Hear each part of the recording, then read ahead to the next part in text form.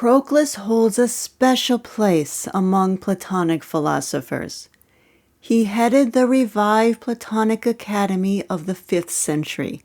He led the academy from around 437 until his death in 485.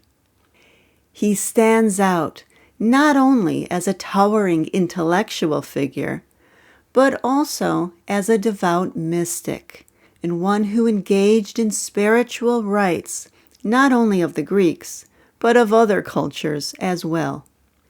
He was said to have declared that a philosopher ought not to worship in the manner of a single city or the country of a few people, but should be the common priest of the entire world. Prayer played an integral role in his life as a philosopher. He wrote about prayer in a number of his works. In this video, I will summarize a passage on prayer from Book 2 in his commentary on Plato's Timaeus. He saw many benefits to prayer. He felt the providence of the gods being drawn to the symbols used in prayer. But whether symbols are used or not, prayer unites us with the gods. It conjoins the intellect of the gods with the words of those who pray. Prayer raises our spirit. It strengthens our will. It draws us to the gods and the gods to us. Now, Proclus recognized various types of prayer. Farmers pray for rain and bountiful crops. Others might pray for good health or the curing of a disease. While all such prayers for health and comfort were valid to Proclus, he recognized worshiping the gods as the highest type of prayer. And the ultimate culmination of prayer is what he calls a perfect and true prayer. There are two requirements, prerequisites you might call them, to a perfect and true prayer.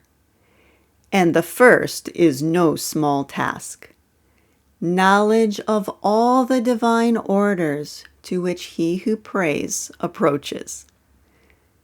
The intellectual aspect of Platonism distinguishes this tradition from most other mystic traditions. But there is a common misconception, even among Platonists, about the role and significance of the intellectual aspect of this tradition. The study of metaphysics is not an end in and of itself. You are not a knower, for example, simply by being able to describe the metaphysical orders as laid out by Proclus.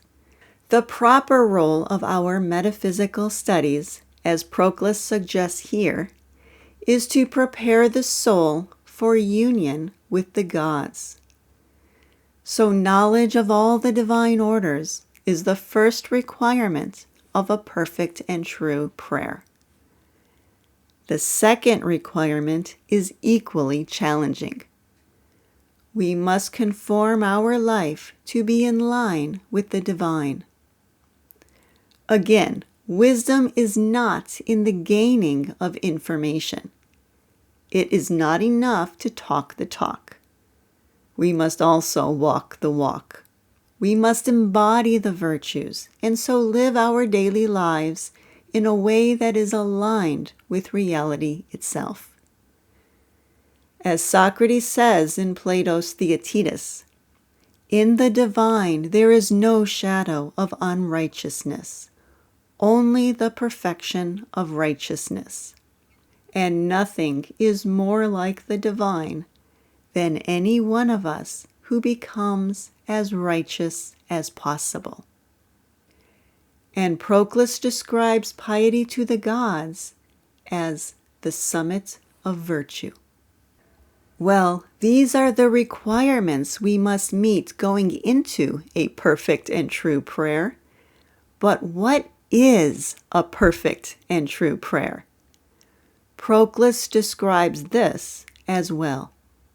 He says, "Contact is necessary, according to which we touch the divine essence with the summit of our soul and verge to a union with it."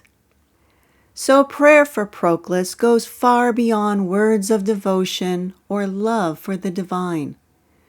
What he is describing is a profound spiritual experience. In this prayer, we participate in the light of the gods. This union, as Proclus describes it, establishes the one of the soul in the one of the gods. This results in a change of energy. Our energy vibration is rising to match that of the divine. At this point, we are no longer the individual self that we currently identify with.